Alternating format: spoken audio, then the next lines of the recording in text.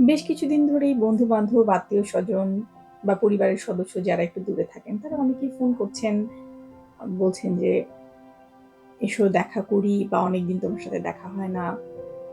আমিও বুঝি যে তাদের সাথে দেখা করাটা খুব দরকার। কিন্তু নিজের জায়গাটা ছেড়ে যেখানে আমি এই মুহূর্তে আছি, কাজ করছি, অবস্থান করছি, সেখান থেকে অনেকটা সময় বের করে নিয়ে কোথাও যাওয়াটা মুশকিল।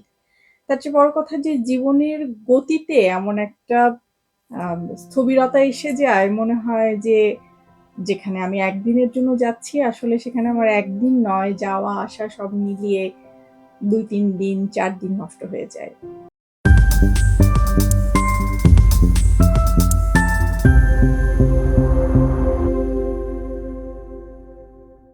মানে আমি নষ্ট হয়ে যায় কথাটা বললাম যদিও একটু নিষ্ঠুর শোনালো। কিন্তু এটাই বাস্তবতা। আ পেরে উঠি না আসলে।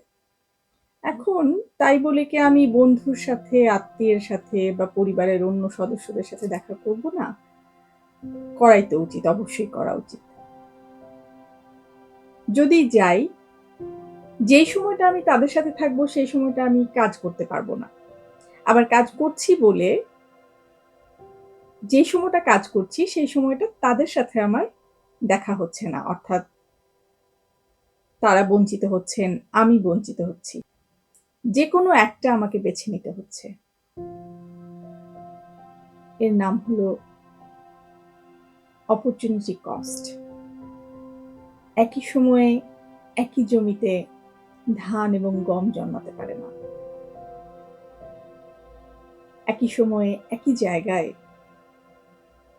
দুটো ঘটনা ঘটা সম্ভব নয়।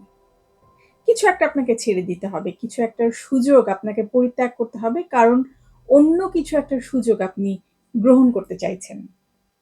আমি খুব ছোট্ট উদাহরণ দিলাম কিন্তু আমাদের জীবনব্যাপী শুধু ছোট নয় অনেক বড়, বড় ঘটনা, বড়, বড় সিদ্ধান্ত কিন্তু এই পরিস্থিতিকে বিবেচনা করে নিতে হয় যে একটা যদি আপনি চান তাহলে আরেকটাকে পরিত্যাগ করতে হবে।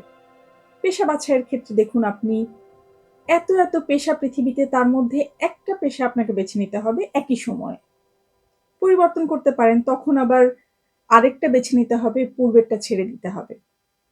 সম্পর্কে থাকার ক্ষেত্রে, কার সাথে সময় কাটাবেন সেই ক্ষেত্রে, কোন কাজে নিজের সময় ব্যয় করবেন, নিজের জীবন ব্যয় করবেন, নিজের বুদ্ধি, শক্তি ব্যয় করবেন, সমস্ত ক্ষেত্রে। আপনার আলমারি ভরা পোশাক থাকতে পারে। একই সময়ে আপনি কি একের বেশি পোশাক পরতে পারবেন? পারবেন না। আপনার অনেক বড় ঘর থাকতে পারে, বাসা থাকতে পারে। কিন্তু আপনি আপনার শরীরের আয়তনের সমান জায়গায় অবস্থান করেন একই সময়ে। সেখান থেকে গিয়ে অন্য একটা জায়গায় দাঁড়াচ্ছেন, অন্য একটা জায়গায় বসছেন। আবারও আপনার শরীরের আয়তনের সমান একটা জায়গা আপনি দখল করে আছেন, তার চেয়ে বেশি নয়।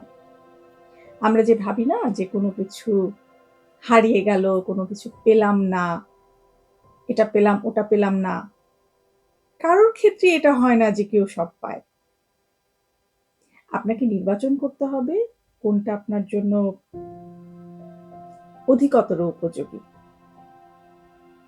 এই মৌসুমে আপনি ধান চাষ করবেন, না গম চাষ করবেন, নাকি নেহাত ফুল চাষ করবেন?